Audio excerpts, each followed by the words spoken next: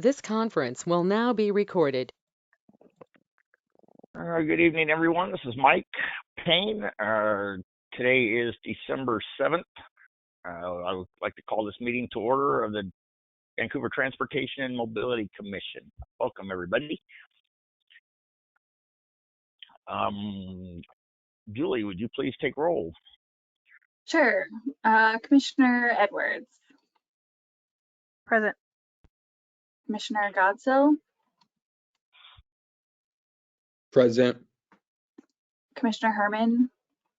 Present. Commissioner Hubert. I think he's still not here yet. Commissioner Jackson. Here. Commissioner Raya. I'm here. Looks like Commissioner Ramos just joined. Commissioner Ramos, have you joined the audio yet? I'll come back. Commissioner Ruggles. Here.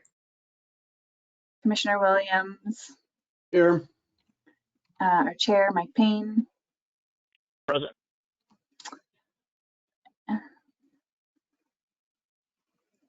And Commissioner Ramos, have you joined the audio? Yes, my audio looks like it's working now. Great, thanks.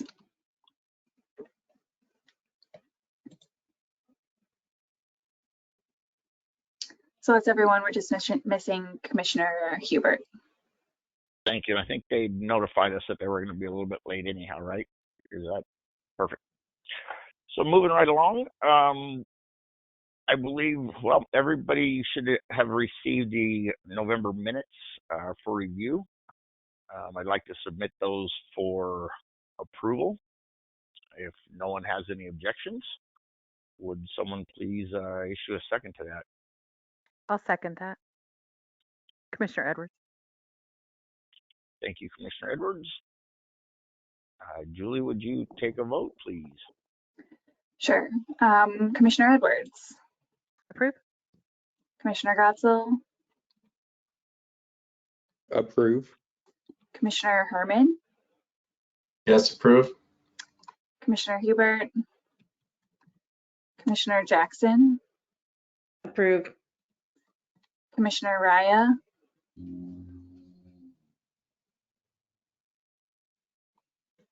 Sorry, approved. Thank you. Commissioner Ramos.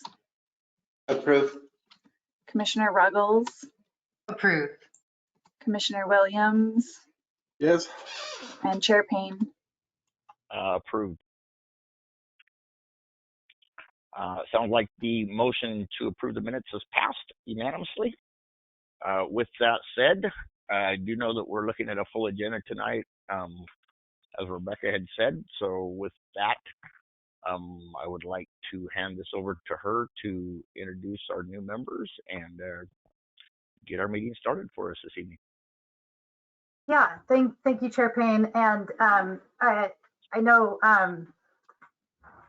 Commissioner Edwards and Commissioner Godsill, and it looks like Commissioner Hubert has just arrived. So one of a couple of our members reminded me after the last meeting that, you know, we don't unfortunately have the opportunity to meet in person for a while. So it's hard for us to sort of get to know each other on that individual level, which I think is incredibly valuable as we continue to work together as a group. And so I just wanted to offer up some time for the three of you to just do a brief introduction of yourself and your interest in this commission and any goals or key themes or issues you're looking forward to tackling.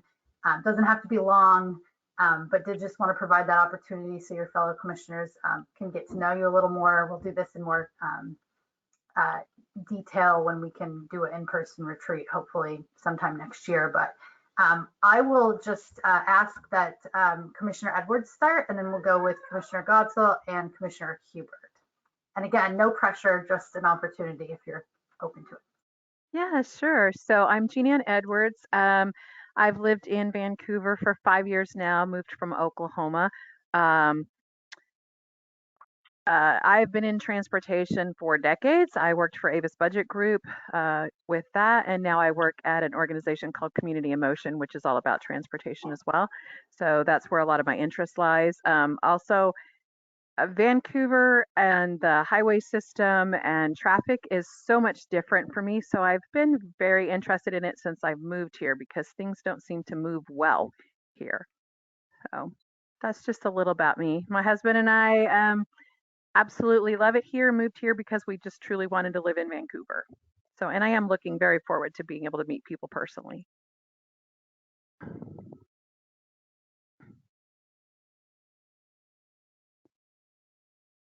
Thank you, Commissioner Edwards. Can I start? Please. Okay. My name's Connor Godsill. I've lived in Vancouver my whole life, but I travel up to Stevenson for high school up there, and then I also work up at Skamania Lodge, so I drive well over 100 miles every day. But I live down here in downtown Vancouver, just off of Main Street, so I'm interested in seeing how I can play a part in watching the transportation down there develop and improve along the time.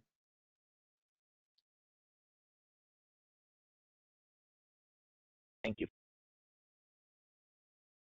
Commissioner Hubert, Is you it- want to jump in? Is it my turn? It Yeah. is. Sorry, sorry, it's a little late. I'm in Colorado on vacation right now. It's my birthday, so I'm an Uber driver in Vancouver. So I'm all over the streets all the time, and I get to see what works and what doesn't.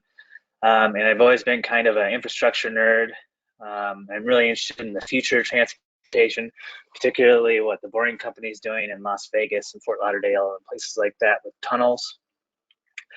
And generally electric cars and charging infrastructure. And I want to make sure that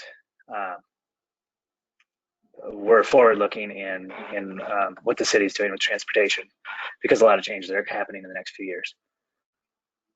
So that's why I'm here. Awesome. Thank Yeah. you. All three of you, thank you. It's nice to hear a little bit about you. Nice to have you guys come out and volunteer your time for the commission. Rebecca? Yeah, I just wanted to reiterate that. Thank you both and welcome, or all three of you, and welcome. Yeah, do appreciate you on the fly doing introductions and just sharing a little bit about yourself. So that's great. I'm going to move on to staff communications. So I do have a couple of announcements just to share with you all tonight. The first is more about process. So this is the first night that we are implementing our new meeting structure. So we will have a break and then community forum and then the hearing item, which is the election of officers. So it is one of those times where you take a break and then you come back and you don't have a lot afterward. That is the trade-off with the time certain for the community forum. I do want to just reiterate what I shared last time, that I think that trade-off is worth it because it provides the community with certainty and consistency about when they're going to have the opportunity to provide comment to y'all. So that's how it'll go tonight. If you have any feedback afterward, please send it to Julie and I. So that's the process update. Then I do want to provide just a quick update on the American Rescue Plan Act, or ARPA. So as if you believe many of you are likely aware that the city has received funding through the ARPA Act, and the council has been having a discussion over the last several months about how to direct and spend that funding. And so the council did endorse a framework for investing ARPA funding, essentially focused on sort of generational investments and targeted areas that could really move the needle for those areas that reflected their values of safety, equity, climate action, and that, you know, really filled the gap on projects that otherwise we would have a hard time or frankly not be able to fund because they don't qualify well for existing grants and or don't have dedicated funding sources. So I tell you all this tonight because of the approximately $40 million that will be available for ARPA, 10 million of that approximately will be dedicated to the Main Street corridor from 45th Street to the water. That includes a significant investment in infrastructure on Lower Main that's long been planned, as well as planning for the future Highway 99 Main Street BRT corridor, which will be C-Trans third BRT corridor, and will be on your list of items to review in the 23-24 biennium. But more significantly for this group, it also involves approximately $30 million for the Fourth Plane corridor.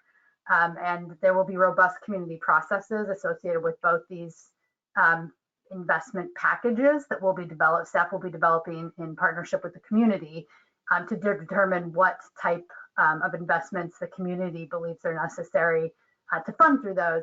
But I do anticipate, given what we know about transportation infrastructure in the Fourth Plane corridor, both on Fourth Plane itself, but in adjacent neighborhoods and on local streets, that we'll likely have some a set of transportation investments that would come out of that. And so you're going to hear tonight from the project team on the Fourth Plane Equity and Mobility Study, and we are moving forward with the scope as it was previously drafted, with the understanding that some changes to that may be necessitated by what we hear from the community coming out of this discussion around a comprehensive investment package for ARPA funding in the Fourth Plane corridor. And so as of right, I will just say that this is very exciting.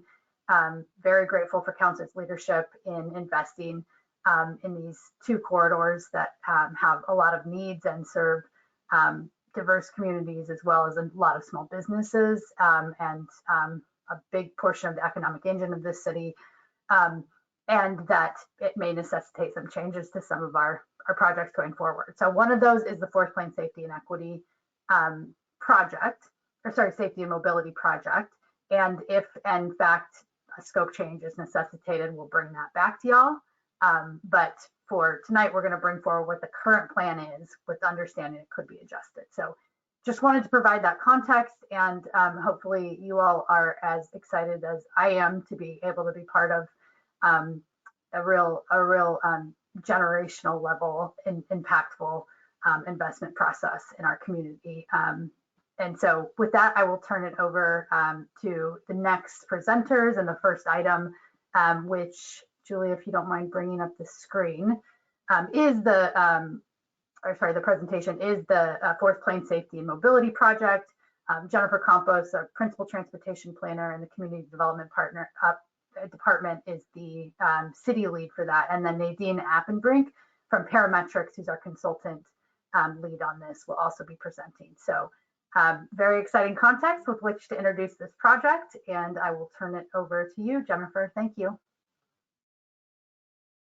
Thank you, Rebecca, and good afternoon, everyone. As Rebecca mentioned, we are working on the Fourth Plane Safety and Mobility Project and are continuing to move forward and make possible changes as needed in relation to the ARPA funds if we need to as the process moves forward. But there's a lot of technical analysis for the project that needs to occur, so we're just going to continue and move forward with that piece. We had not intended to start on any public outreach until early next year, so it still gives us a lot of time to figure out and coordinate and make sure we're in the same kind of process track with the ARPA fund process. But I was basically, Rebecca kind of did the introduction that I was going to do, because Nadine really is going to do the bulk of the presentation. But really, this project, we've talked about it a little bit before, but this is the first of several presentations of quite a bit of information that we'll be bringing to you regarding the project. And so what we'll be covering tonight is really just the opportunity that we've had to look at kind of the existing conditions on the corridor. So the consultant team ran an analysis looking at how the intersections are currently operating on the corridor, and the extent that we're looking at is between Main Street and Andreessen for this project. So it's quite a bit of an extent, and it's in preparation for the planned resurfacing project that'll happen in 2023. So they've been looking at how the intersections are operating between Main and Andreessen right now, at kind of the level of service that they're operating at. And then also they were looking, using kind of future conditions and future forecasting from the Regional Transportation Council, looking at how the intersections are planning to operate in the future, and see if at that baseline level, when looking to see how things are operating now and how they potentially would be operating in the future with assumed growth assumptions and things like that, whether even looking at repurposing a travel lane in each direction is something that's feasible.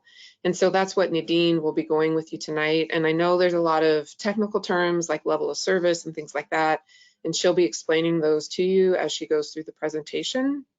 So there's a lot to get through, so I'll just go ahead and hand it over to Nadine to start the presentation.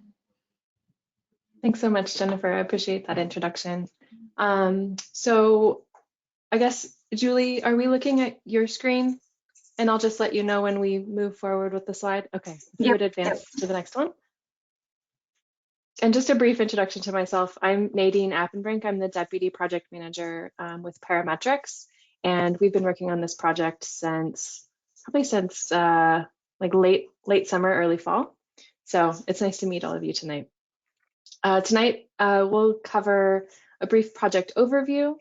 We'll look at the project schedule and milestones. So thinking specifically about what both Rebecca and Jennifer mentioned as far as community engagement. That's really key to what we're doing on this project. And we'll be able to sort of provide you guys an overview of that and the key milestones.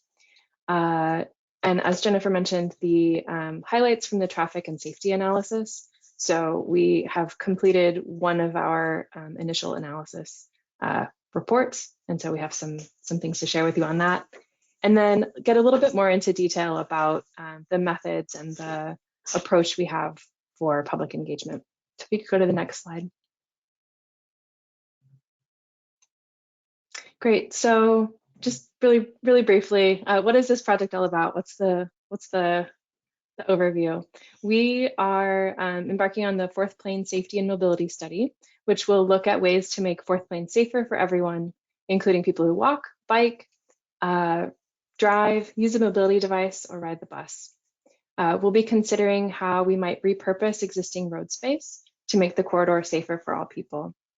And we will be identifying other potential safety improvements outside of repurposing a lane as well. Next slide. Here is the sort of our project boundaries. And as Jennifer mentioned, it extends from D Street to Andreessen. And for the moment, you can just ignore those colorful sections. We did our analysis based on those different segments. Next slide, please. So coming into this project, we know that it's not the first effort along Fourth Plane. Past studies have flagged this corridor for safety issues. And one of those includes the city's Transportation System Safety Analysis, or the TSSA, which was completed in 2018. That showed that Fourth Plane had the highest number of crashes per mile of all principal arterials in the city. So that's definitely a high priority. Another sort of reason and rationale for doing this project now is that the city will be repaving Fourth Plane in 2023. So that creates an opportunity for the city to implement safety improvements at the same time. So making good use of that repaving funding and effort to be able to make safety improvements at the same time. As well, the Vine BRT has been really successful. And we want to build on that success by providing improved safety for everyone who's using the corridor. Next slide, please.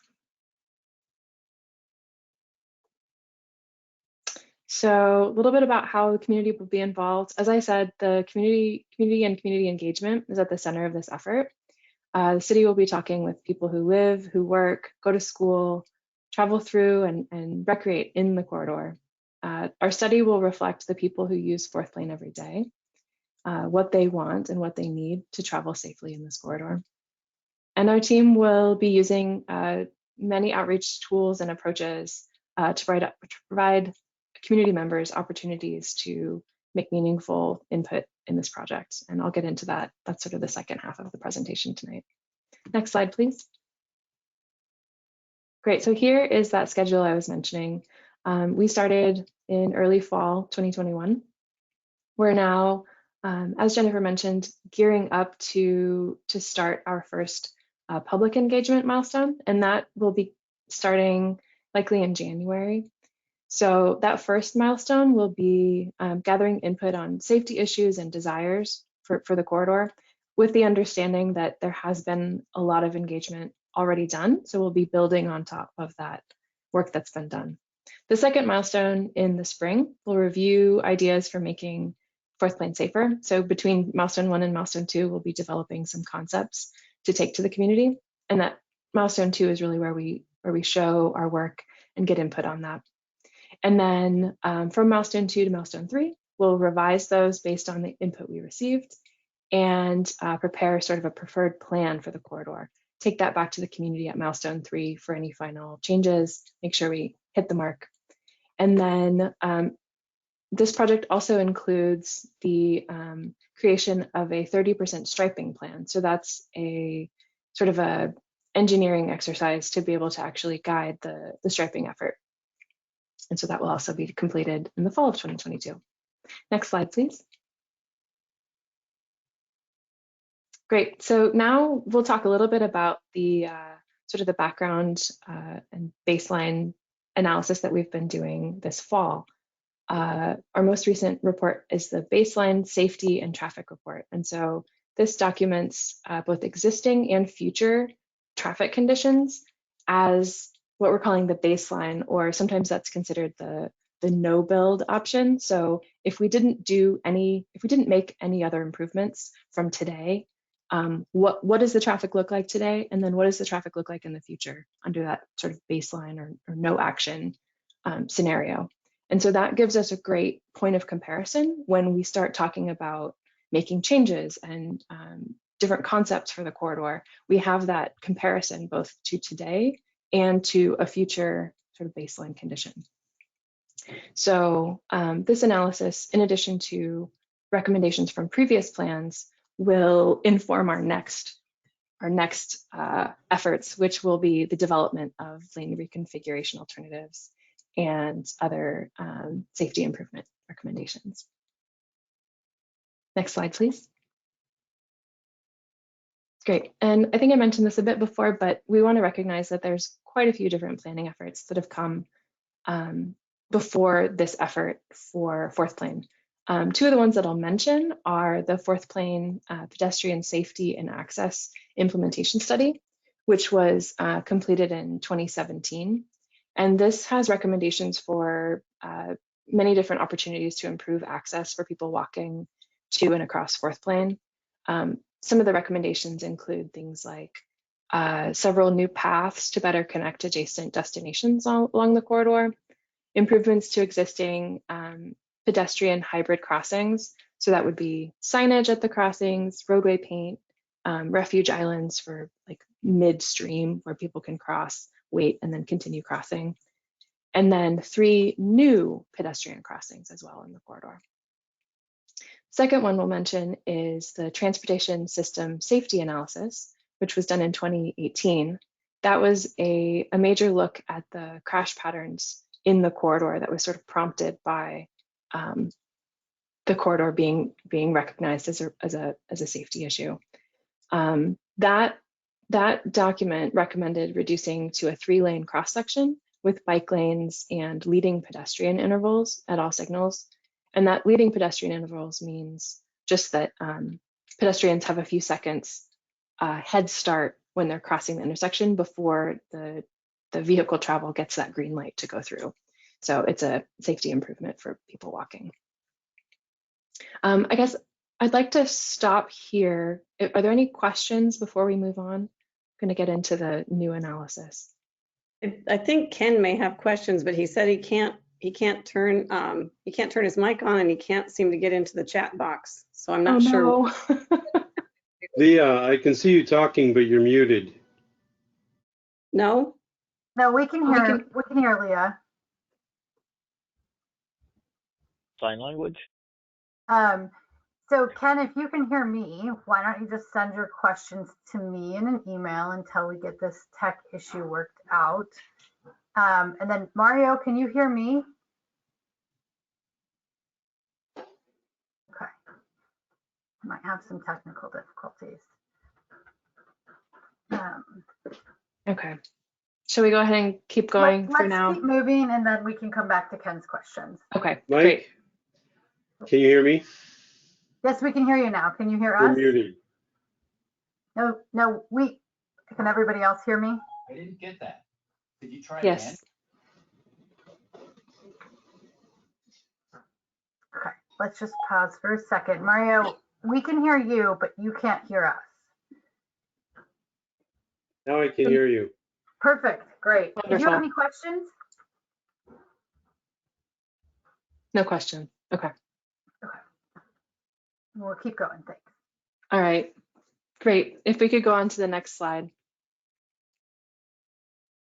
Fantastic. Okay, so as part of the baseline safety and traffic analysis report that we did, we looked at the most recent 3 years of safety data based on the city's safety dashboard. And so that uncovered in the corridor a total of 309 crashes, 76 of which were at intersections or driveways, and most of those being rear end crashes or angle crashes, which are kind of similar, but just sometimes they're passing lane crashes. 10% or 32 of those crashes involved people walking and biking. And in looking at the crashes for pedestrians that involved pedestrians and bicyclists, they were generally pretty dispersed along the corridor. The 2 places that had the most were Grand Boulevard with 5 and Andreessen with 4. But otherwise, as I said, they're generally fairly dispersed along the corridor. The bike-involved crashes were most often where a driver was making a turn, whether that was into a driveway or at an intersection. And that's usually just a visibility issue. So on to the next slide, please. Great. So this graphic just shows the number of crashes that involved people walking and biking by segment. So each of these colors is a segment. And as I mentioned, that's sort of how we did the analysis for this corridor, for this report. And so you'll see in that Grand Boulevard section, there were 11, and we've highlighted that intersection specifically because there were quite a few there, as well as at Andreessen down at the end. Okay, on to the next slide, please. This slide covers peak hour traffic, and so we're looking at both AM peak, which is represented by the orange circles, and PM peak, which is represented by the blue. And what you can see is as the little circles are higher, it's more peak vehicles per hour through these intersections. So we're starting on the left-hand side is D Street, and on the right-hand side is Andreessen. So you can sort of visualize the corridor across. And what you'll see is that traffic levels are typically higher in the evenings, and they're fairly steady throughout the corridor, with where you can see towards 65th and Andreessen, the traffic volumes, the number of vehicles going through is quite a bit higher, but otherwise the corridor is fairly steady. All right, next slide, please. And here's where we get into a little bit more of the traffic analysis. And so this graphic shows the intersections that have the highest level of delay. And the way we measure that is by sort of a ranking or a grade level that's called level of service. And so you can have an A through an F, and that's assigned based on the delay at each of these intersections at peak hour. And so if you think of A as the sort of the best or the highest grade, which is where there's free flow and there's usually very few cars on the road, all the way to F, which is pretty much gridlock and it's pretty difficult to get through. In thinking about it this way, level of service A isn't necessarily the goal. In this case, it's not always feasible to reach level of service A. It might either cost way too much or might change the roadway to such that it really doesn't support people walking, biking, taking transit in any way if you're just focusing on getting cars through really quickly. So what we're seeing here, the intersections that have been highlighted with these red circles, Fort Vancouver Way, Grand Boulevard, General Anderson, Stapleton, and Andreessen have either a level of service D or a level service E, which are towards the lower end. And those represent significant traffic, but things do still keep moving generally. So today, those 5 intersections have a level of service D, with the exception of Grand Boulevard is the only one that has E, and that's really only at the PM peak hour. So that would be like afternoon or evening rush hour.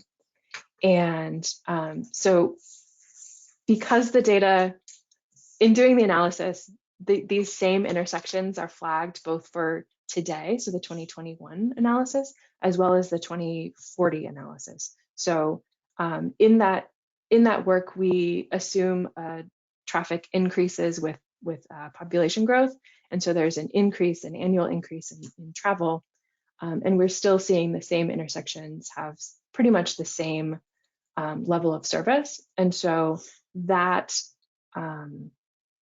indicates that it's not decreasing, it's not getting much worse, which is actually a good thing, thinking about changing and making some reconfigurations for the corridor. Looks like we might have a question. Go ahead. When was this study done? This was done this fall, so September, October, and November. Okay. Yeah, and so it's really recent data. You had mentioned that it wasn't getting worse, so I'm assuming that some studies were done earlier.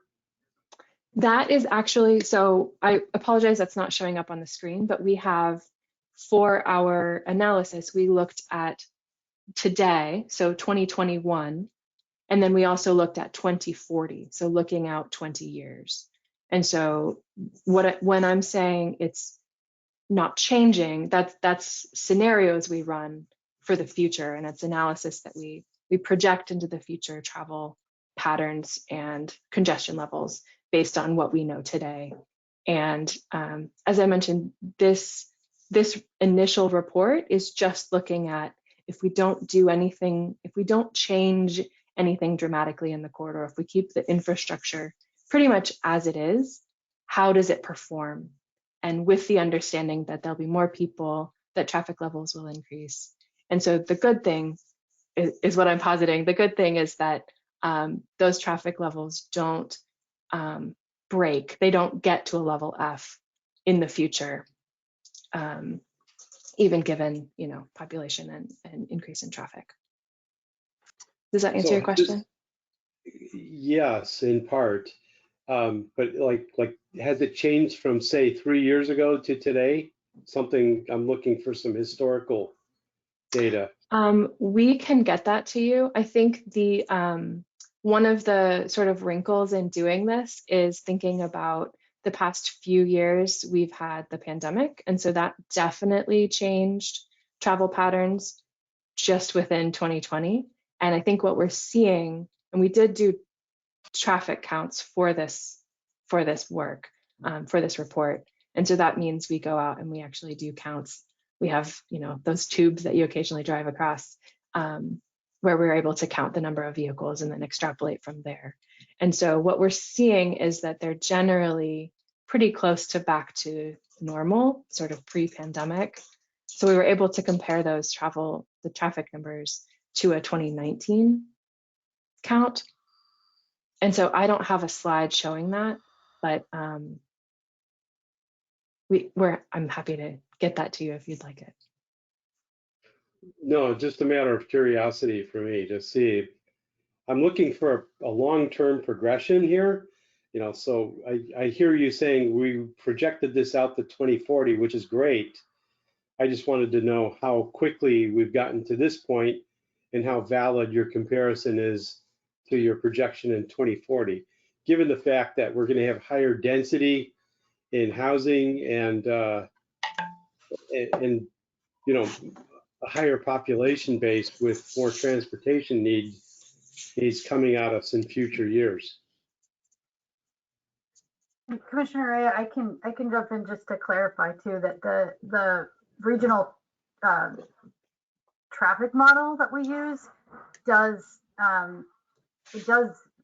it includes greater population density based on the land use assumptions that are built into it. So we know what the targeted land, so the 2040 projection is based on future conditions as known based on our land use assumptions and our population growth assumptions. And that's consistent with how we model any transportation change, if that helps. So it does build in those future changes.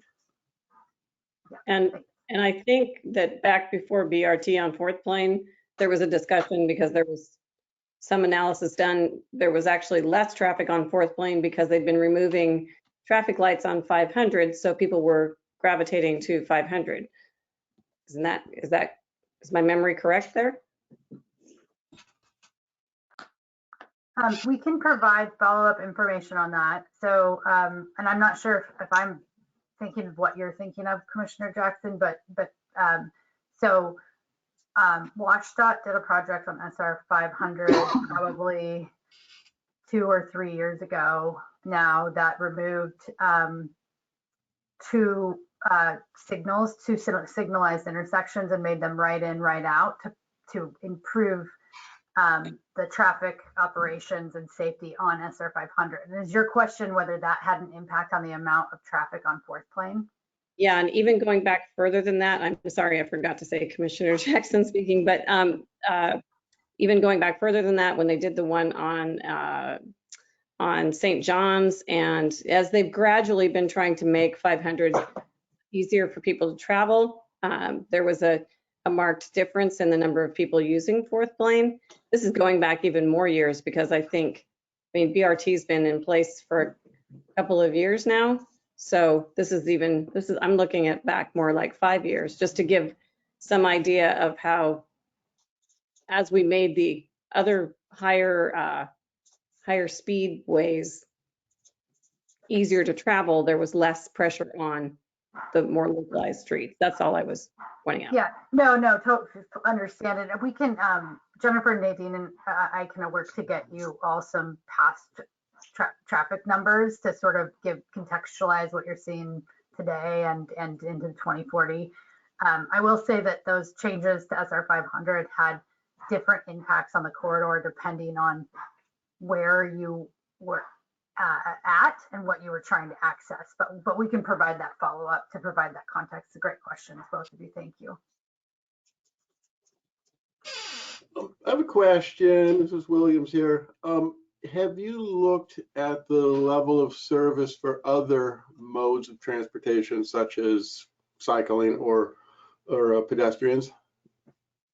We have not. That was not part of our analysis, and that's typically done.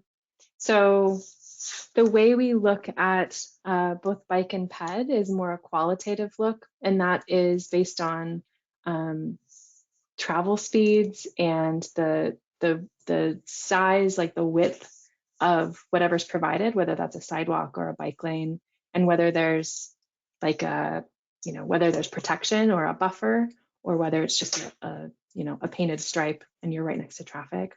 And so that is more, it's not really a level of service as we do for vehicles. It's more of a level of stress or a level of comfort analysis for those type of modes. Right. I think it's also an LOS, but the S means something different in the context of bike ped. Yes, it's level of stress analysis. And I can just say that we assume the level of stress based on the collision history we have on this corridor and the type of infrastructure we have on this corridor is very high. So we have not analyzed it beyond that, but we know qualitatively, because of the lack of infrastructure, separated facilities, the number of conflict points, the number of collisions, severe and fatal collisions for vulnerable road users, we know this is a very high level of stress corridor for people who are not driving. And so where level of stress analysis will come in is when we look at design changes, we will look to bring the level of stress for multimodal users to a level that is appropriate for all users, ages, and abilities, regardless of mode, within the scope of what we can do to change the infrastructure here. And so we haven't measured it here, but we would like, in past projects, Commissioner Williams, look at we would use that level of stress to think about how to design changes and to build to a complete streets policy, if that helps. Yeah, thank you. I'm thinking, Ken, on this, Mario Rea here. I'm kind of thinking on this, it might be hard to measure that because there really isn't a safe way to bicycle on Fourth Plane. And so there's probably most cyclists are avoiding that. So it'd be difficult to measure that. You know, having bike lanes in there would certainly have a huge impact on people's desire to use it. Well, in a way, that's actually where I was going to go. It's like, are there, you know, this is getting cart way in front of the horse, but are there objectives for what the level of stress is targeted to be afterwards? And I'm kind of curious about, well, what kind of latent demand is there for bike pads, et cetera, et cetera. But this is, you know, I think cart way ahead of the horse. Well, I'll say that we'll definitely be getting into that going forward. So I like that you're headed where we're headed. Any other questions before we move on? I don't see any. So if you don't mind moving to the next slide, please. So this is just a brief summary. So in summary, based on the traffic and safety analysis that we've done, the system is generally functioning well. There are just a handful of intersections that have a level of service D, which is due to long delay at those intersections. The system is expected to function well in the future at that 2040 analysis point. We see little change between the present and future levels of service based on our analysis, which indicates there's potentially excess capacity compared to the mobility standards that we're using. So based on that, we recommend moving forward with testing lane reconfiguration concepts that address safety concerns along the Fourth Lane corridor. So I have another question, Williams here. I had to drop out and reboot my PC because I got locked up. Maybe you already mentioned this, but is there a baseline of vehicular speed? I saw that you had the peak flow in vehicles per hour and so on, but I see the speed. That's a great question. That's actually one of the sort of revisions that we're adding to this report. We submitted the initial draft without that. So we looked just at LOS, just at the level of service and the delay. And so we are in the process of adding that speed analysis. So like what the typical speeds are throughout the corridor. So we don't have that yet, but we will very shortly. Nadine, this is Commissioner Edwards. Is there something that shows like what is a D, what qualifies getting any of those grades? Just so that we have a concept of what's the difference between a D and an F or a B and a, right? It's a little technical. I can pull up, when we get through with the slideshow, I can pull up the report and show, I think we have a table in there, but it's pretty general in terms of I don't think we have at least in our report, the specific thresholds. But that's something else that we can pull in terms of if there's the actual thresholds between those grades. I just don't have it off the top of my head. I apologize. So we can get that. Any other questions? Then we can go on to the outreach. Okay, if you don't mind going ahead, we have the next slide is asking for questions, and then the next slide after that. There we go. Great. So this next little section will be talking about how we're proposing to do community engagement for this process. We have quite a few different tools in our pocket to be able to engage the community on this. Upcoming, we have a series of neighborhood visits. So we'll be directly engaging with residents, businesses, and transit users in the corridor. We'll be listening to concerns and answering questions about the process in those face-to-face interactions. We'll be doing interviews with community members. So those are in-depth, and sometimes those can take the form of more of like a focus group where we, talk with several people at once, or it's just one-on-one, depending on, whether people are in a group or not.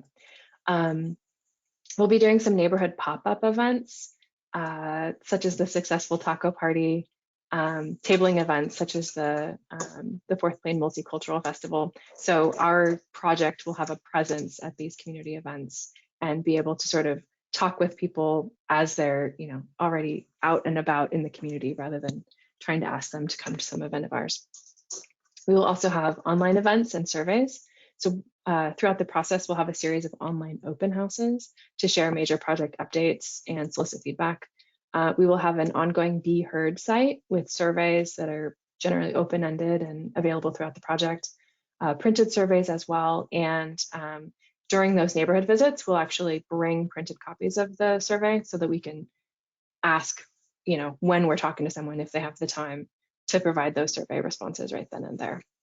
And finally, we'll have community roundtables and presentations. So we'll be able to be available to community groups to provide information for those who are interested in getting more information about the project. Next slide, please. So just briefly, our engagement goals are to provide meaningful opportunities for everyone to participate in an open and transparent process. We'd like to lower the barriers to participate, which is why you see so many engagement methods where we actually meet people where they are rather than asking them to come to us. We're going to seek input from the diverse community along Fourth Plain. We will demonstrate how folks' input will be used to influence project design decisions. And that's really key in making the connection between what we've heard and what we're going forward with, so that we want people to know that their input matters. And finally, we want to address transportation equity to inform and meaningfully engage historically underserved populations. Next slide, please. So the next, I think, 2 slides go into a little bit about our process and our approach to equity in the project. Sort of the basis is that process equity leads to outcome equity. And so process equity looks like proactive and meaningful engagement of historically underrepresented equity populations.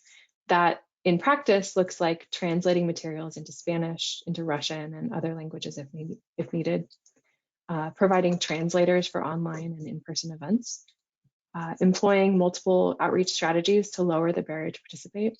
So if we just expect everyone to do, one type of engagement activity, it's not a one size fits all thing. So we're trying to meet people in a lot of different environments and methods. We will be working with community-based organizations to work through their trusted networks and hopefully use them as champions for the project to be able to share information about what we're doing and then connect with their networks. And finally, we'll be providing cash incentive to participants if possible to make it clear that their time is valuable and that we understand that and recognize that. Next slide, please. So that process equity will lead to outcome equity. And so outcome equity is achieved as a result of doing our equity process.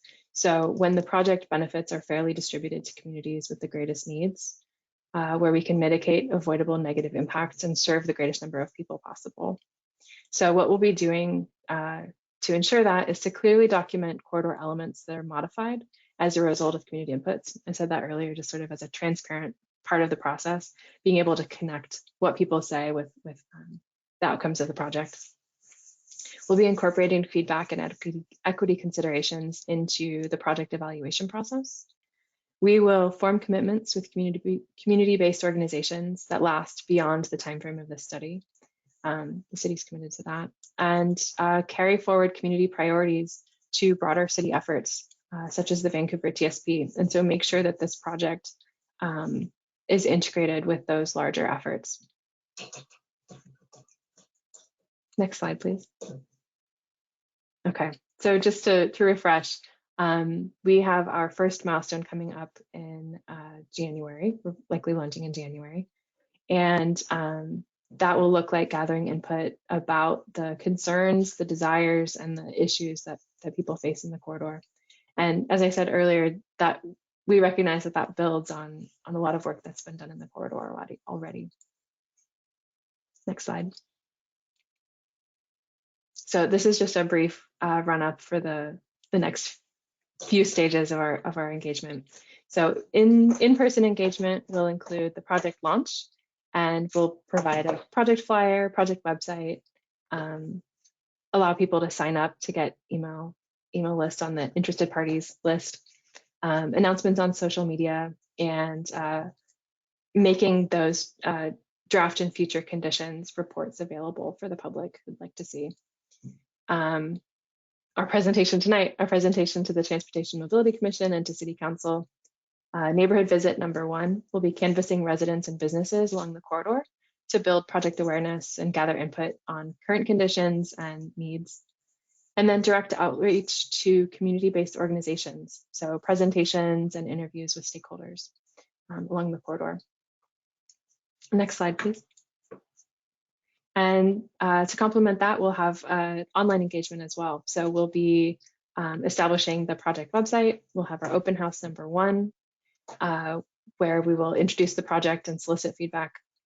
Similarly to the in-person efforts on conditions, needs, issues. We'll launch the Be Heard survey, which again is about corridor conditions and needs, and put out an email blast to community-based organizations, neighborhoods, and other means like that. We wanted to put a little question here in case there are other things that this group might suggest in terms of outreach engagement opportunities right now. So either there's questions or if you have any suggestions, I'd like to open the floor. Thank you, Nadine. This is Commissioner Ruggles, and I actually do. I was wondering, I love all this, by the way. It is very exciting and it's wonderful. So I was wondering, like, in terms of meeting people where they are, what about like having a really simple and clean, easy to understand and how to get engaged sign that appears like at bus stops, in the buses, and then at Clark College, going to the student services and identifying those students and staff that have different modes of travel and what their needs are, and the same for WSU. So that kind of thing where it's right there for everyone to see, especially if those kinds of, oh, excuse me, yeah. Oh, no, I was just going to say, I think that's a fantastic idea. And I think one of the things we mentioned is that we are hoping to have a flyer, but I think that's really good input as far as where it can go and, you know, sort of the size of it. It's not, doesn't necessarily just need to be an 8.5 by 11. It can be sort of poster size. That's great. Thank you.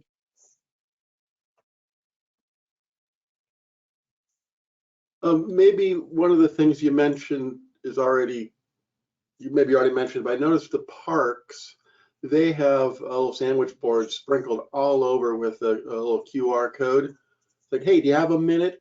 You know, bleep the QR code and answer some questions about what you would like to see in the city's parks. That's a great idea. A bunch of sandwich boards, you know, up and down Fourth Plane or something. Mm-hmm. Wonderful. Thank you. And another idea, Nadine, I don't know if you're already planning this, but it might be great to partner with all the different branches of the libraries, just to sort of let them know that this is being launched and how they can engage. That's a great idea. I know it's definitely one of the most active places even during the pandemic.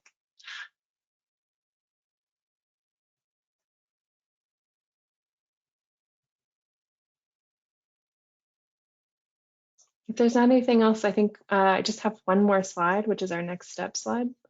We can go ahead through this and then see if there's any final questions.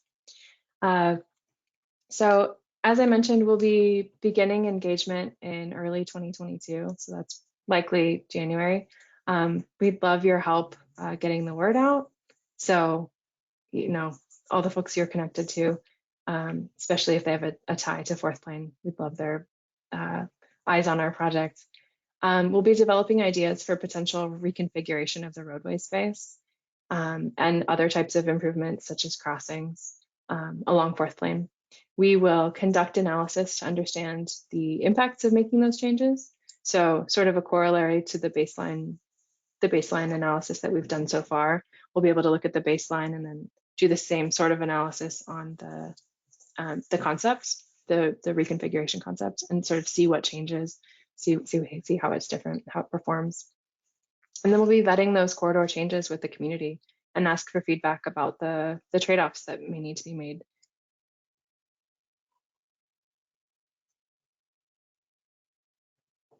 All right.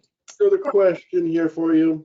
Mm-hmm. In your mind, you mentioned in your presentation that right hooks was kind of the leading cause for pedestrian accidents.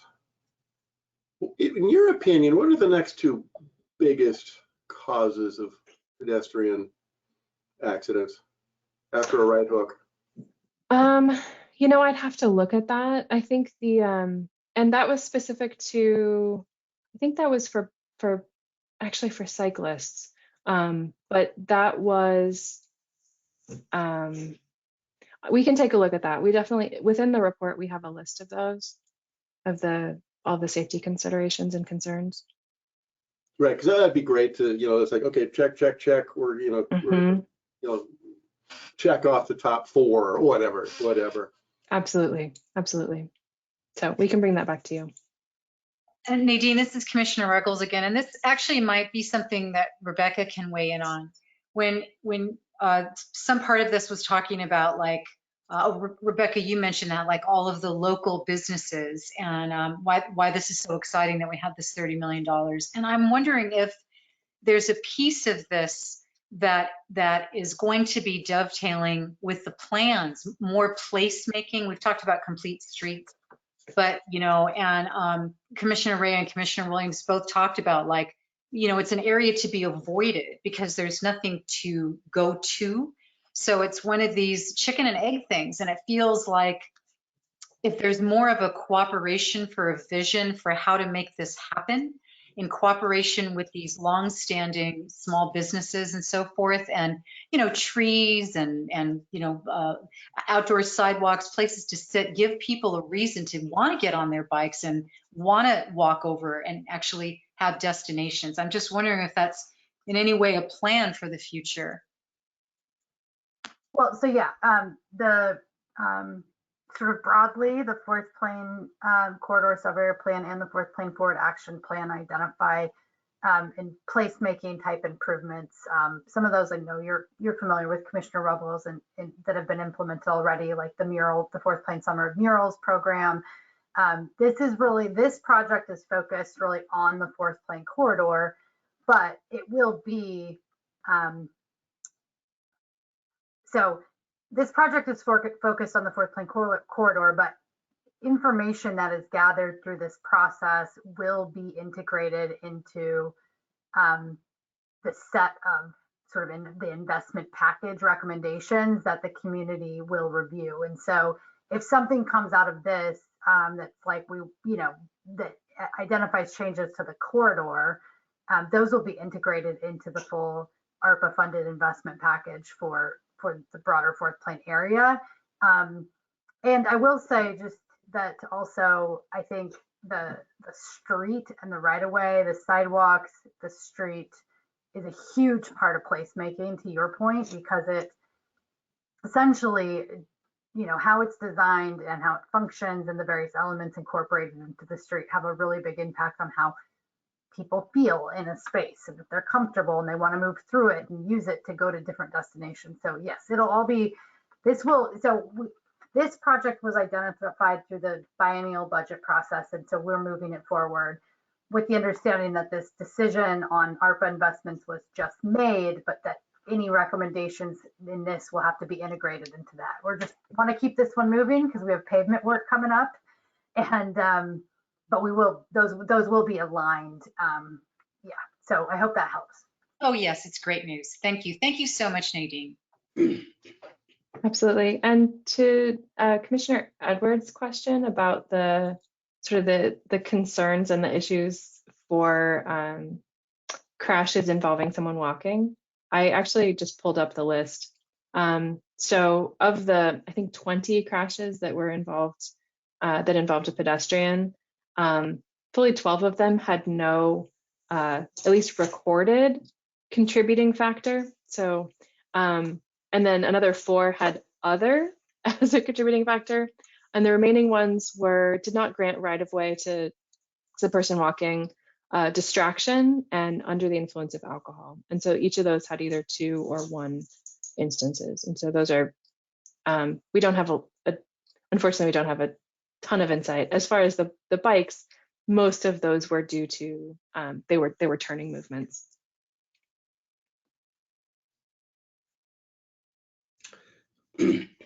Mario here. Can we get a schedule of these events? There might be some of these that we'd like to participate in. That would be great. And we might at some point even consider a field trip where we go out there and look and see what's going on there, see it firsthand. My last question is, where do the food carts go? There's some great opportunities, I think, for a food cart area along that Fourth Plain corridor, which would be a great amenity, I think, and a big value add to the area. I think those are all fantastic suggestions. We would love to take a field trip out with you, to walk the corridor and to take a look at some of the locations, and then also some of the concepts we have. And we're more than happy to share that event schedule. I think it's still in process, so we haven't necessarily hammered those out yet, but as soon as we do, we'll share that with you all. And I just, for thanks Nadine, and for staff, Jennifer, let's just plan to add the entire TMC to the project email distribution list for all these Complete Streets projects. So you'll all get information automatically as key stakeholders in this work. And yeah, so we'll get really efficient about it and just add both your city and your personal emails to that, and you opt out when you want to. Yeah, and I just wanted to follow up too, just in terms of kind of the scheduling events. Sorry, my dog is. We have, so we've got the Fourth Plain project going on. We've got the ARPA funds. We also have the TSP, and then we are going to be starting looking at Fort Vancouver Way. So there's a lot of synergy opportunity.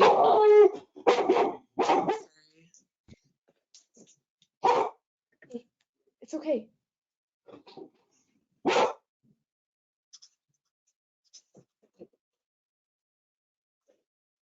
Your dog is fine, Jennifer. Don't worry about it.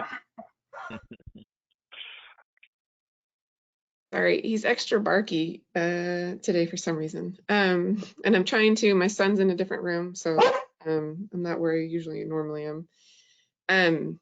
So we, like I was saying, so we've got the Fort Vancouver Way project too that we'll be starting early next year, where we're going to look at the opportunity of potentially repurposing a travel lane on Fort Vancouver Way between Fourth Plain and Mill Plain.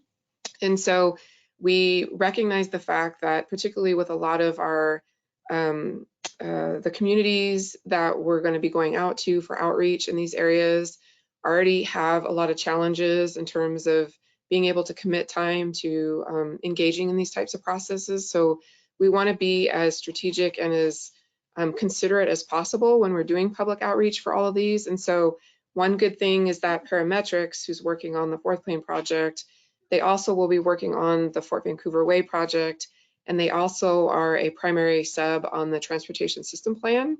So so Eddie Monteo, who's come and talked to you before, he's working on the public outreach for all of these elements. So a lot of good opportunity to make sure that when we go out to the public, we are not just repeatedly going out to them over and over with these different projects, but making sure that we're coordinating with the Complete Streets projects, and then also with the potential ARPA process as well.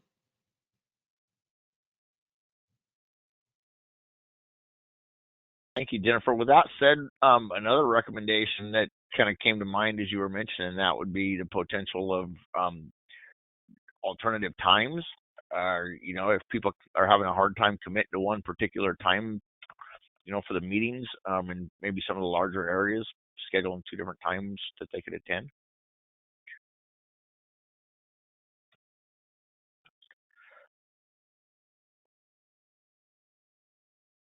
Thank you. That's great. I just made a note of that. Nadine, did you have anything further? I think this is our last slide. So if there are any other questions, happy to answer them. Otherwise, I'm happy to let you guys get on. I know you have a full schedule, so. Any further questions? Thank you very much. Well, Appreciate the so much. opportunity to talk with you all. Thank you so much. Thank you. Thank you. In keeping in order with our agenda, Jennifer, did you have some updates for us on the transportation system plan? Yeah, I did. I had, it looks like Julie's pulling up. I just have a few slides that didn't make the packet that went out last week, but I just wanted to provide everybody an update on kind of the phase 2 public outreach. So if you could go to the first slide, Julie, in the slide set. Thank you. So we have a draft plan for the public outreach process for the TSP coming basically starting into next year. And so I just wanted to take a little time to kind of share that with you and kind of at a high level give you some of the major components of what we've outlined for that. And knowing that you are very interested in the public outreach process that we're doing for these projects and wanted to give you an opportunity to provide feedback and input to what we have drafted so far to make sure that we're capturing everything that maybe you had in mind in terms of what we could be doing, or maybe some things that we missed with the public outreach plan, which was attached with the packet. And I'll go through that in a little bit more detail, but kind of along the lines of what Nadine was talking about with the Fourth Plane project is we want to continue to try to make sure that we can have the most equitable and accessible process as possible, given the conditions that we're under now, and who knows what might change, you know, with COVID coming into the next year. But this next phase of the public outreach is really going to be focused on kind of the transportation system plan policies, the goals, and then also we'll be getting into kind of the performance measures, and then also kind of some solutions, project lists, and things like that. So while this last year has kind of been spent working and talking with the community about kind of what their values are and what their issues and concerns are, we're going to get down more into the finer detail of the policies and goals and projects and programs as we try to work towards the adoption of the TSP at the end of 2022, so the end of next year. And so that's kind of what we'll be looking at next year. So really just more better detail and I think better ways to engage the community than a lot of these kind of larger open-ended questions that we had. And so we want to make sure that we continue gathering input early on in this process as we go into kind of this phase 2. And so we're starting potentially, you know, looking, and I'll share that a little bit more with the timeline, kind of March of next year. And like I mentioned earlier, we want to try to keep things in line with like what's going on with Fourth Plane and then what will be going on with Port Vancouver Way. So there could be adjustments to the schedules kind of based on those projects and how they progress forward. But this is kind of the draft timeline that we've put together so far. We've had really good experience engaging community-based organizations with the TSP project so far. So we're going to use those relationships that we've already built with those organizations and work with them in this next phase of the project. And then also some key stakeholders. We also have a technical advisory committee that is made up of agencies from around Clark County that are involved in the process as well. And then just continue to try to engage the general public as much as possible with tools that we have available to us. And then we're continuing to learn from you know, how things are going, and we make adjustments as we can. When we have like the open house that was online, we made some adjustments to it, extended the timeline, boosted some ads and things like that to try to get more participation from certain areas of the city. So trying to get a good spectrum of involvement from the entire city. And then we'll be, we've got quite a few touch points with you in terms of like TSP and where we're at and what we're working on. And then we've got those upcoming touch points with council, and I've got a table to show that as well. So next slide, please, Julie. So this just is a timeline showing what kind of our draft assumptions are from when we'll be able to do public outreach. So right now, like I said, we're looking at starting in March, and that's going to be with an online survey, more specifically as it relates to goals and policies, and then continue our stakeholder meetings. So we've had, as I mentioned, really good success with small group meetings. So we have been using stipends, as Nadine mentioned, incentives for and recognition for people's time and commitment to these types of processes. So the stipends have been working really well for the roundtables. We've been providing $50 gift cards to Fred Meyer in most cases to participants, and we've focused on kind of key communities or just viewpoints within the community at these different roundtables. And I know back in September, you were provided kind of an overview of the public outreach process that we've had so far,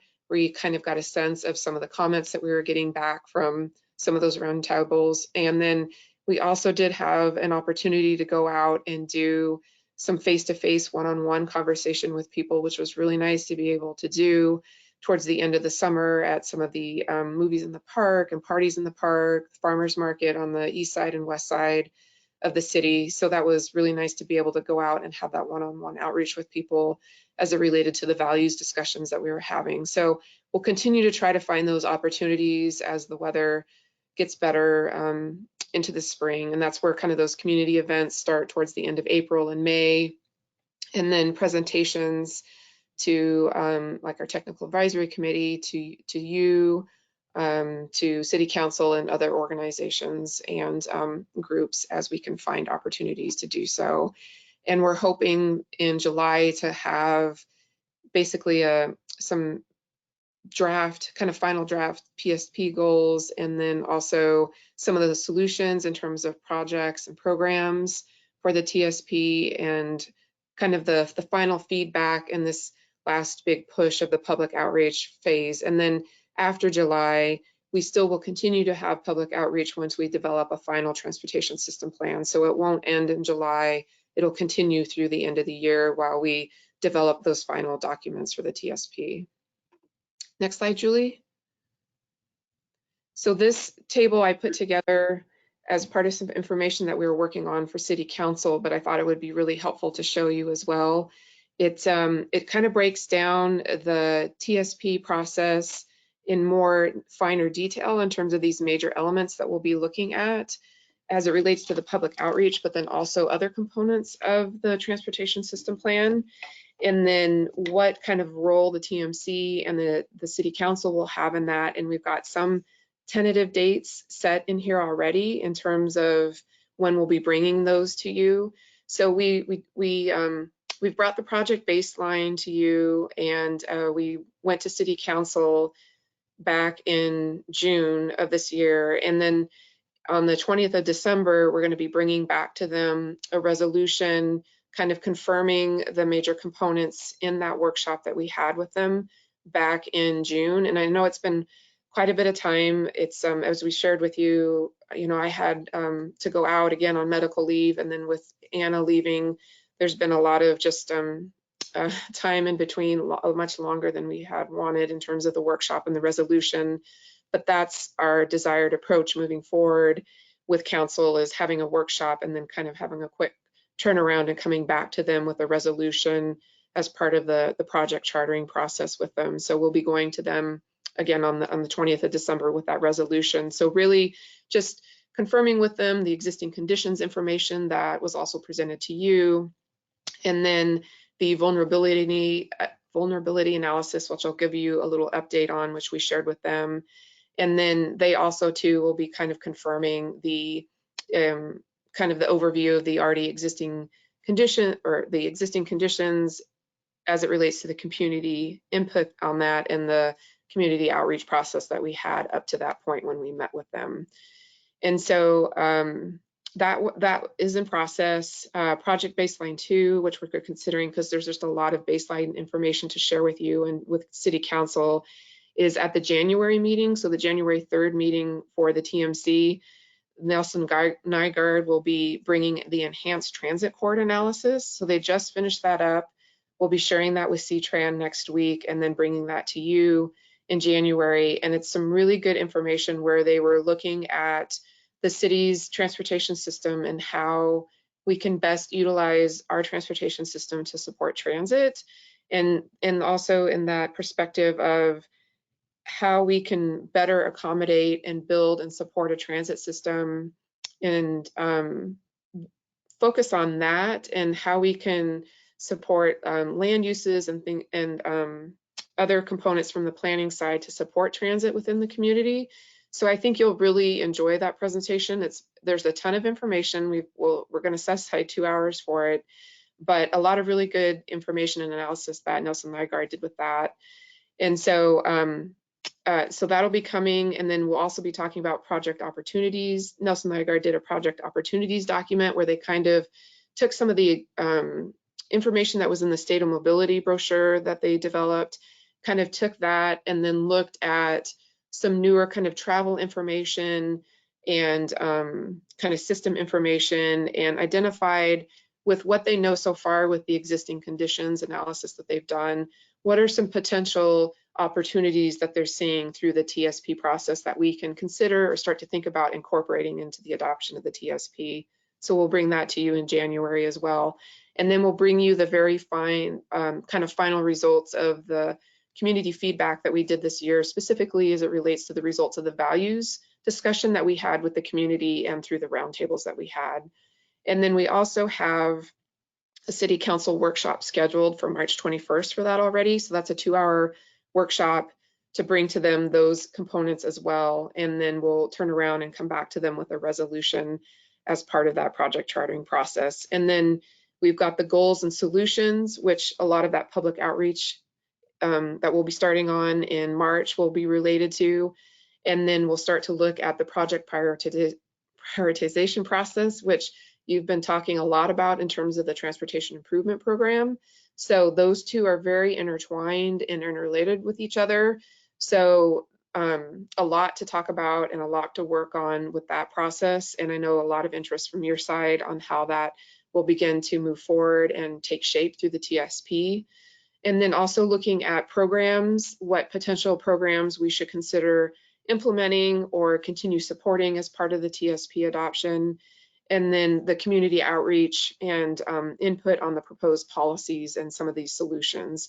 And so the tentative timeline for that is May for the TMC and then June, July for going back to council.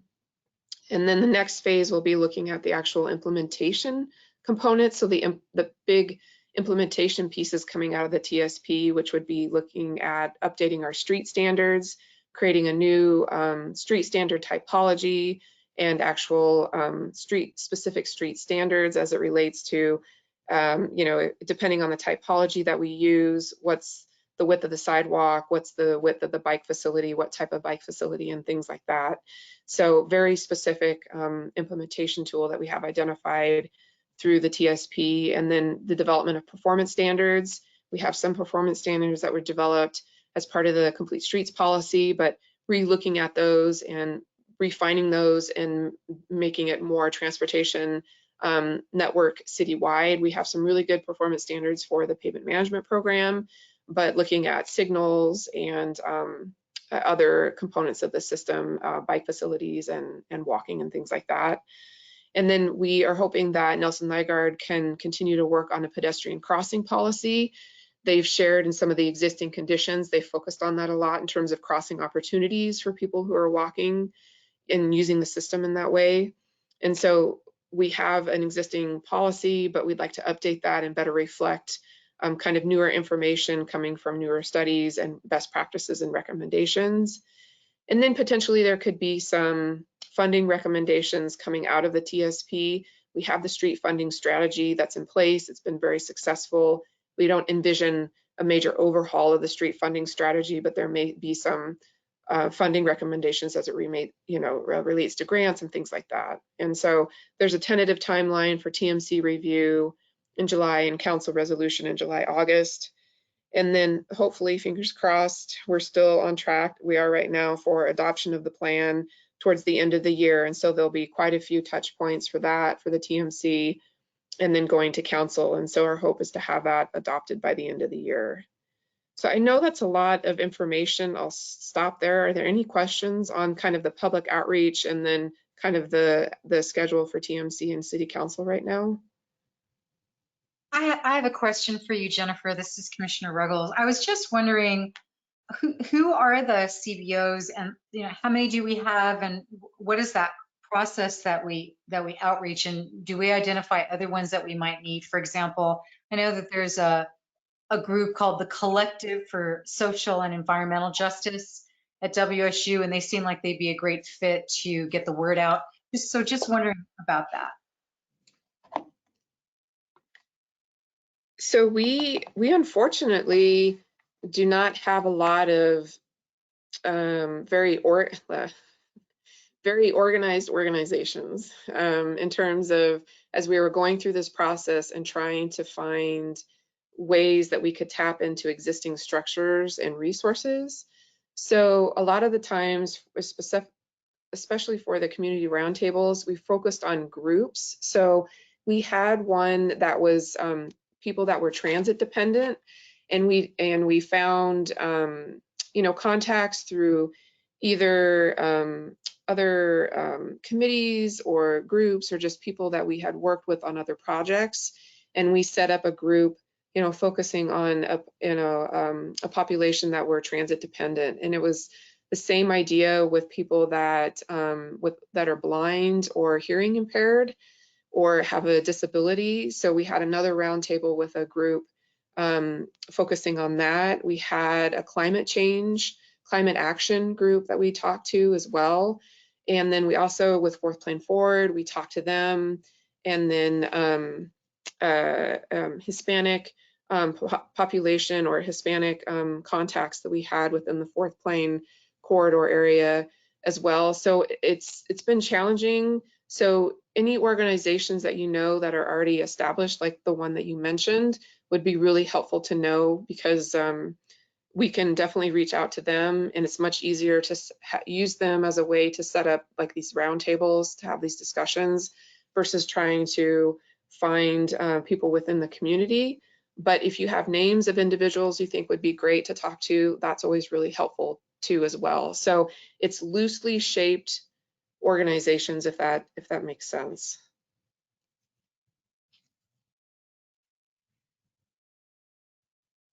Thanks, Jennifer. And I will connect you up with them or give it to Rebecca as you like, for sure. Yeah, that would be great. Thank you. Jennifer, you had mentioned that you were giving out gift cards. Mm-hmm. I was going to recommend that gift cards that you get out are businesses along the Fourth Plane corridor. That'd be kind of interesting to hand those out and induce people to go to those businesses. I don't know if that's feasible or not, but it's an interesting idea. Yeah, that is a really great idea, and I think something that we definitely can do for the Fourth Plane Safety and Mobility Project. So for the TSP, we wanted to keep it, and we talked a lot about, which gift card should we use to where, and we went with Fred Meyer because Fred Meyer has, essentially like, clothing, like baby clothes, they have food, produce, they've got household goods and things like that. So it's kind of if somebody needed something, they would have a lot of availability in terms of maybe what potentially someone's needs might be.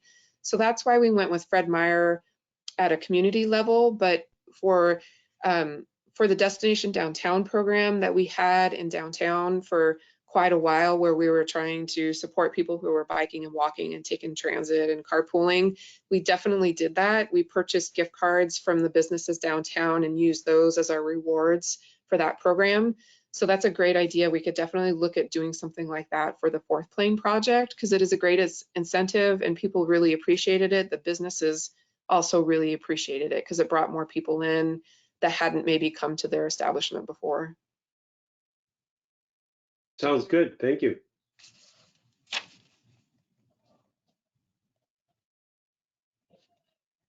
Any other questions? Okay, then I will just real quick move on, and I just wanted to give you all a brief update. So I mentioned the vulnerability analysis. So I know that if you could go to the next slide, Julie, for me. We had come to the group as part of kind of that baseline information, that baseline 1 information, quite a few months ago, and we had called it the underserved areas analysis at the time. It was the way that we were within the TSP process incorporating equity into the process. And then I know also that there's been discussion as it relates to the transportation improvement program. That same underserved area analysis was being used as that as part of that as well. But at that same time, we were working on the TSP equity analysis. There was also a process going on at the city for an anti-displacement strategy that Shannon Williams was working on, and somebody else within our work group, Tay, that's no longer, they're no longer with the city, but they were working on that kind of at the same time. And then working with Alicia Sojourner, our DEI person, and the parks, their comprehensive plan as well. There was a lot going on in terms of equity and how that should be incorporated and how we should be applying that citywide.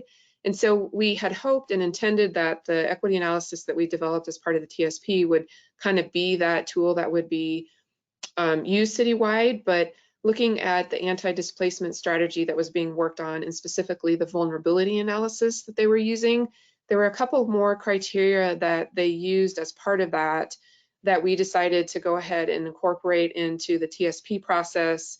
And so just for consistency citywide, and I know there's a little bit of a difference with the parks one, but they were kind of before kind of this process. So we're trying to get basically everybody kind of on the same, using the same tool, and this will be the same for the transportation improvement program, is that we're going to be moving to the vulnerability analysis. So this is the map that we showed you a few months ago. That was the underserved areas analysis, or the equity analysis. And if you could move to the next slide, Julie. This now is the vulnerability analysis. So while the previous one kind of had, we were using, we had kind of using a high and highest quintile, or not quintile, or maybe a quartile for that one.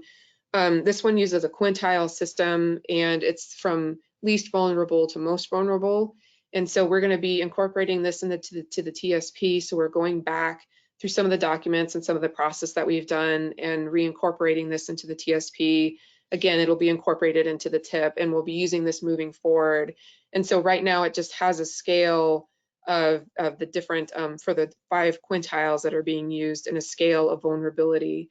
And in talking with Shannon Williams last week, who's kind of managing this GIS piece and the anti-displacement strategy, there's not a high and highest yet that we've identified. So for now, we'll just be using this map to help us identify kind of vulnerable areas as we move forward, with the potential that maybe there's, maybe it's like the top quintile or something like that. It becomes the focus area. But right now, this is just the map that we'll be moving forward with, that shows the kind of the scale for everywhere in the city. And then we'll also be incorporating this into the collision dashboard that we shared with you, because we had the equity analysis layer, the underserved area analysis layer in there as well. So I just wanted to give you a heads up, and I don't know, you probably can explain it better, Rebecca. I don't know if I did a good job, but I just wanted to give you an update that change is being made. So if you start to see more documents coming out of the TSP, with this new map, that's kind of the reasoning why. Yeah, and I'll just thanks, Jennifer. I think you did a great job. I'll just say that this using the citywide vulnerability index is consistent with how we're looking at social vulnerability citywide, and then transportation will overlay transportation specific data over this to create the underserved areas analysis framework that you can all use and then the city can use to prioritize transportation specific investments. So we want to look at this as a baseline and then overlay this with collision data, with sidewalk gap information, with trail gap information, with where we have bike routes, where we have transit routes. And so then you start to see, it'll start to provide a good framework for understanding we've got limited resources. How can we most effectively target our investments to serve the areas with the highest social vulnerability and the largest, gaps in infrastructure or needs or whatever that is. Looks like Commissioner Jackson had a question. Yes, Commissioner Jackson here. I'm just wondering if this seems like this is going to be a great example of how quickly things can change, because when I'm looking at that area that says 12 down there on the waterfront, I'm thinking to myself, this data was taken in 2019. Things have changed very quickly. I'm wondering how often, when we get ready to do projects or visit an area, will we be doing a quick reassessment to make sure that it's still in line with what it was when we did this? So we're going to be updating this as soon as decennial data is available from the decennial census. So 2020 data, that'll be the best data we can get. Yeah, there's always a delay. And that's a fact of the data sources we have. I will say that the one that says 12 also includes lower downtown, which has a higher percentage than is typical of people over the age of 65. Living in affordable housing. And so it is on the, there are reasons it shows up, which is good because this allows us to sort of think about, and we can break that down if we're looking at, let's say, a package of Main Street investments. We can look at the various scores around the Main Street corridor and try to break that down and say, where might accessibility improvements be particularly impactful because we're trying to serve, but yes, we will update it as often as the data is. So at least every other year it'll be updated. The next update of this will be when the 2020 decennial census data is available. But then it will be good to have this too, to continue to look back and see what parts of the city are changing the fastest. I mean, I think that, not saying that nothing needs to be done downtown, because I truly believe it does, but I just was noting how interesting that was. Yep. Yeah. And I think, yes, we will continue to see that, and we will be tracking trends and changes as well. So yeah, this is just a start. We just want the transportation framework to be consistent with what we're doing in parks and in sewer and, across the city. And really this just builds off of what you've previously seen. What it adds is, it's the same factors. It just adds households with children and population over the age of 65, because we know that is associated with vulnerability as well.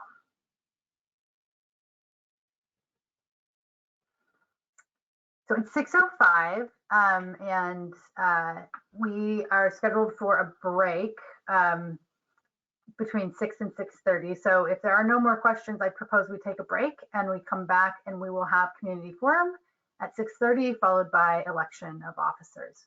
Are there any other question? Yeah, quick question before we break. Rebecca, Julie, did we have anybody, and I apologize if I missed this, did we have anybody signed up for community engagement tonight?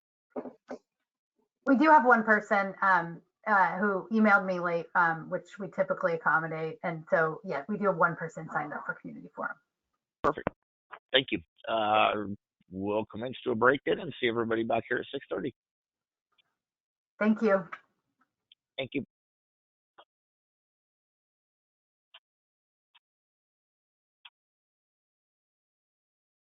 This conference will now be recorded. Yeah, I'm ready. Thanks.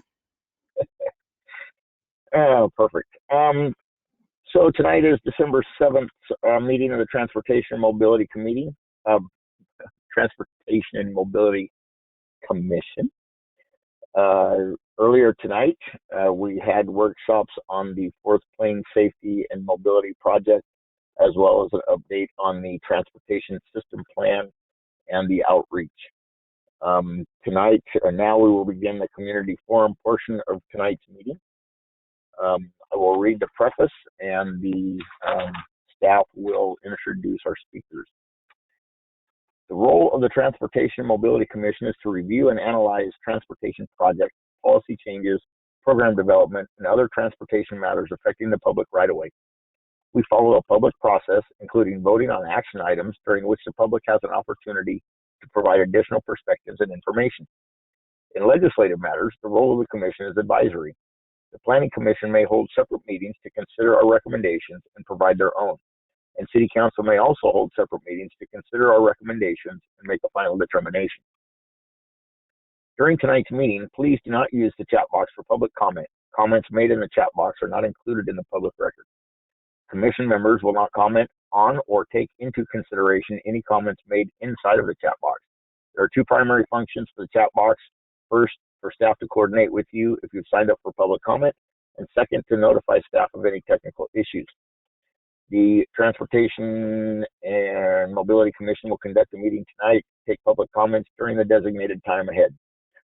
Callers who have pre-registered earlier on the survey page will be called upon to address the Transportation and Mobility Commission this evening. When you are called, please make sure that your phone or microphone is unmuted and your video is on so that your face can be seen during your testimony. I apologize that I don't have that same capability. At that time, state your name for the record. You will have 3 minutes for your comments, and at the conclusion of your 3 minutes, please mute yourself and turn off your camera. If you're providing the formal recommendation of a neighborhood association or other group, please tell us when the association voted on that matter, as well as how many people were for and or against. Please keep remarks brief and to the point. A remark should be directed to the Transportation and Mobility Commission as a body, not the audience or the staff. Please do not repeat comments that have already been provided in print or verbally, and please show respect for the people commenting tonight, whether or not you agree with their comments. With that said, Julie, would you introduce any callers that we have this evening? Yes, we have Glenn Young with us tonight to speak. Glenn, you can go ahead and unmute yourself.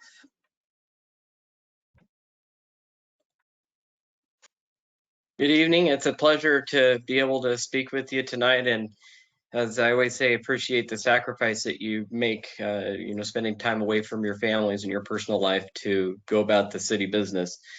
And I'd like to talk a little bit about the Fourth Plane Forward project that was discussed tonight. And I'm not sure if all of you received a copy of the pedestrian safety action plan. I think it's well worth your time. It's 138 pages, I believe, but it's got an amazing amount of information, and I'm very impressed with it. The detail is amazing that was studied. But I would like to talk, I enjoyed the conversation that took place about the changes of SR 500. I think that some study definitely needs to be done to determine how it has altered how the corridor is used.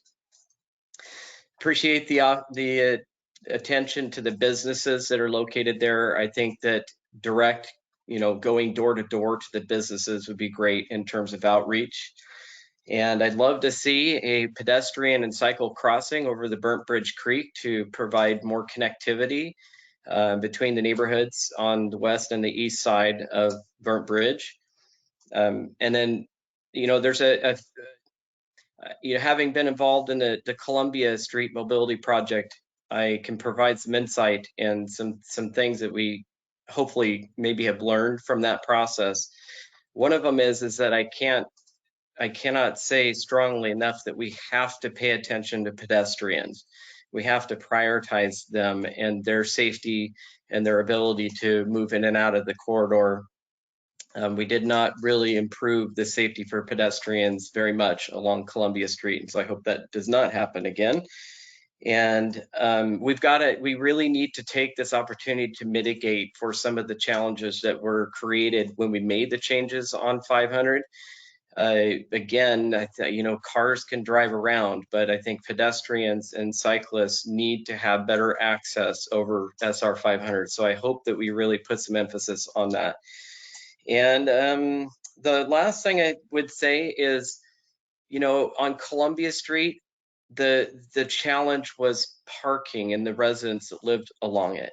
On Fourth Plane, I see that challenge being the businesses and the many diverse businesses that we have on Fourth Plane. And so, if we make changes to the road structure that make it more time consuming and difficult to travel along Fourth Plane, it's going to affect those businesses. So I think it's critical that we have a good conversation with them and we keep them in mind, especially from an overall equity standpoint. I think this is the most diverse part in the city, and I think we really have to do our best to make sure we get it right and don't make any mistakes. So appreciate the time and the opportunity to speak with you tonight. Thank you. Thank you, Thanks, Glenn. Glenn. So we just had that one person who was here to speak. Okay, thank you. Since there are no more speakers that are signed up to speak to the commission, that will move us along to our next item on the agenda, which is the election of officers, which I will open up the floor to Rebecca, please. Thanks, Chair Payne. Everybody got information on this over the last month or so, but this is our annual election of officers. We'll be doing it every December, and it essentially takes effect at our January meeting. I appreciate those of you who expressed interest in taking a leadership role. It is, I admit, more work and more time with staff in preparing for meetings. And so I'm really appreciative of Chair Payne's leadership this year, as well as those of you who indicated an interest to taking it on. So that sort of wraps up the staff introduction, and I'll turn it over to the chair and to the commission to discuss. Thank you, Rebecca. And with that said, and not being able to see anybody, please feel free to speak up if you have anything to say to add to this. But I'd just like to address my fellow commissioners, the city staff, community leaders, and all who may have concern in this. But it's really been an honor to be service chair for 2021. It was our inaugural year, and as you all know, that we had some tough times to navigate through and learning process. And I think that we've come a long ways in our first year. With that said, I just really appreciate everybody's dedication and commitment to serving our city, and your time is very much appreciated. We received 3 letters of interest this year, and mine was one of them. So as chair, I would like to rescind my letter of interest and allow room for our 2 other candidates to proceed forward. And I would like to make a motion to nominate the 2 remaining individuals, Eduardo Ramos and Mario Rea. And I would like to nominate Eduardo as our chair and Mario as our vice chair for the 2022 officers. With that said, I think that both of these candidates bring a variety of professional experience and shared desire to make our next year both efficient and effective, and I think we all agree that that's a direction we all share. I will continue to offer any support needed during the transition and beyond, and if anyone else in attendance agrees with me, I would love for you to show your support of this decision by providing a second to this motion, and we can bring these nominees to vote. I second that. Who was that, please? Alex Hubert, Commissioner Hubert. Alex. Thank you, Commissioner Hubert. With that said, if there are no objections, I'd like to bring this to a vote, please. The first vote. Chair, if I can interject really quickly, this is your Assistant City Attorney, David Galodin, speaking. If you don't have the Yeah, benefit thank of seeing you. me.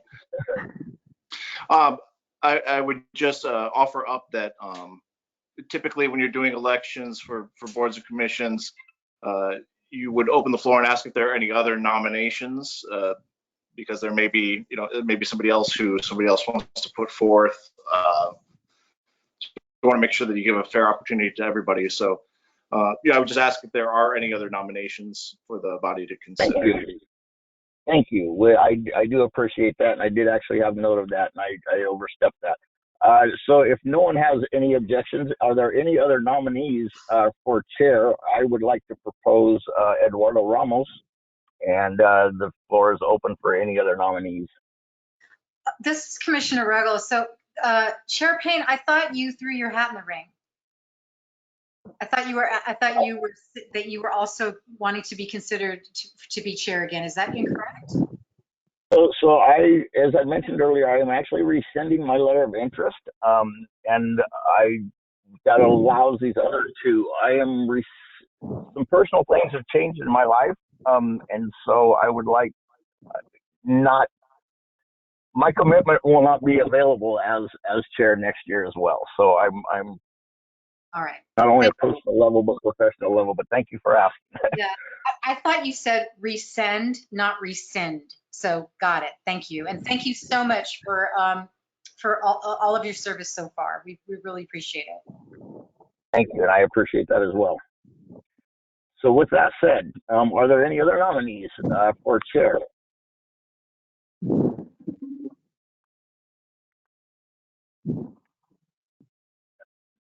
Then I will make a motion to vote on Eduardo Ramos as our chair for 2022. And do I have a second? This is Commissioner. Oh, go ahead, Ruggles. Oh, excuse me, Commissioner Edwards. I second the motion. This is Commissioner Ruggles. Thank you. Shall we take this motion to vote? I'll call the roll. Commissioner Edwards. Yes. Commissioner Godsill. Yes. Commissioner Herman. Yes. Commissioner Hubert. Yes. Commissioner Jackson. Yes. Commissioner Raya. Yes. Commissioner Ramos. Yes. Commissioner Ruggles. Yes. And Commissioner Williams. Yes. And Chair Payne. Yes. Congratulations, Commissioner Ramos. It sounds like it was a unanimous decision. The motion is passed. And with that said, let's move along to nominations for our vice chair. I would like to propose Mario Rea. Does anyone else have any additional nominees? Would anyone else like to volunteer?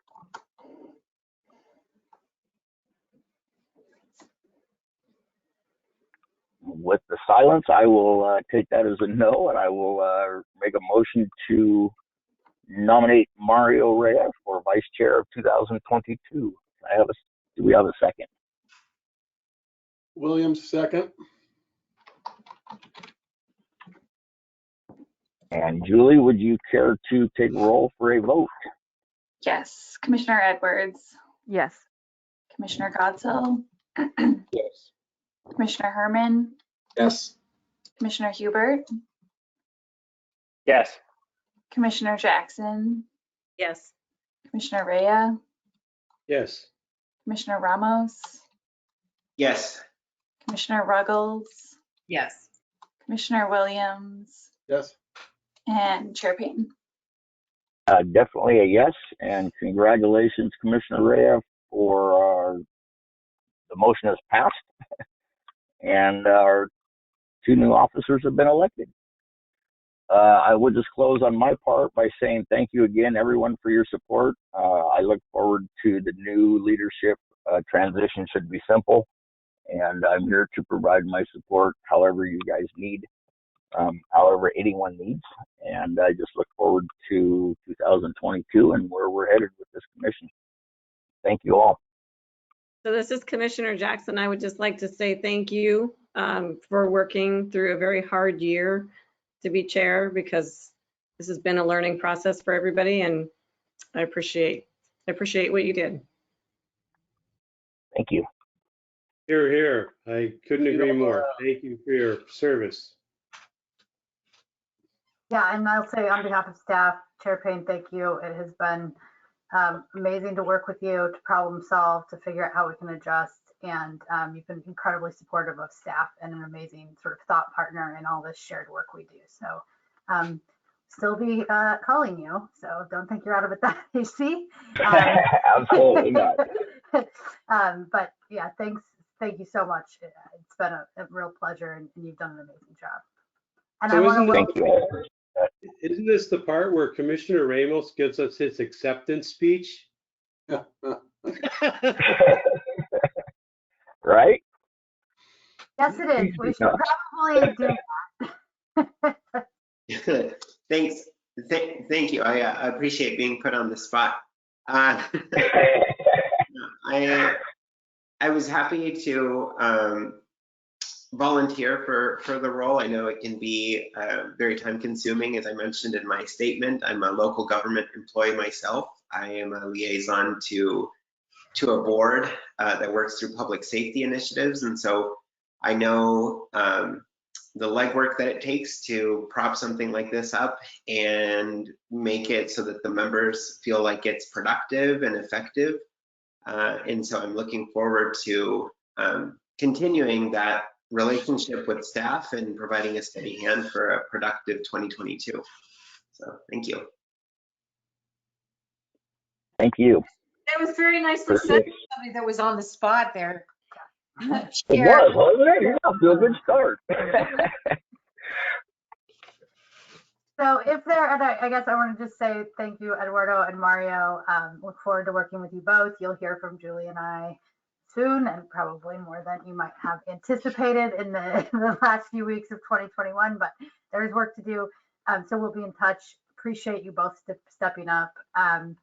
And if there's nothing else, I'll just say I hope everybody has a good holiday season, however you celebrate, and look forward to seeing y'all in the new year. Thank you. Bye, everybody. Bye, everybody. Bye, everybody. Thank you. Take care.